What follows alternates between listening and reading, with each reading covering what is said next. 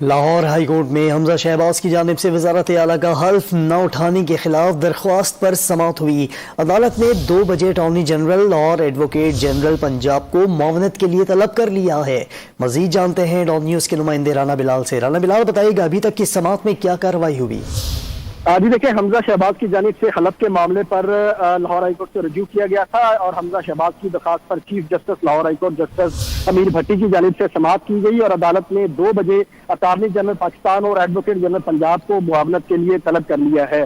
دوران سماعت chief justice کی جانب سے ریمارکس دیے گئے کہ کیوں نہ عدالت آئینی اختیار استعمال کرتے ہوئے کسی فرد کو حلف کے لیے نامزد کر دے۔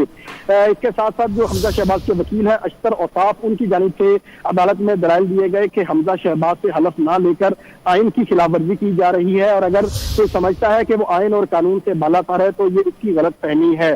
چیف جسٹس کی جانب سے استفسار کیا گیا کہ عدالت میں وفاقی حکومت کا کوئی نمائندہ موجود ہے یا نہیں، جس پر سرکاری وکیل کی جانب سے استفسار کیا گیا چیف جسٹس نے کہ کیا آپ کو عدالتی احکامات سے متعلق معلوم ہے۔ تاہم عدالت کی جانب سے حمزہ شہباز کی درخواست پر کارروائی 2 بجے تک ملتوی کی گئی ہے اور اٹارنی جنرل پاکستان اور ایڈوکیٹ جنرل پنجاب کو ہدایات جاری کی گئی ہیں کہ اس معاملے پر 2 بجے عدالت میں پیش ہو کر عدالت کی معاونت کی جائے۔ ٹھیک ہے رانا بلال، بہت شکریہ آپ کا۔ تازہ ترین ویڈیوز کے لیے ہمارا YouTube چینل سبسکرائب کر کے بیل آئیکن پریس کریے تاکہ آپ کو ملے ہر اپڈیٹ سب سے پہلے۔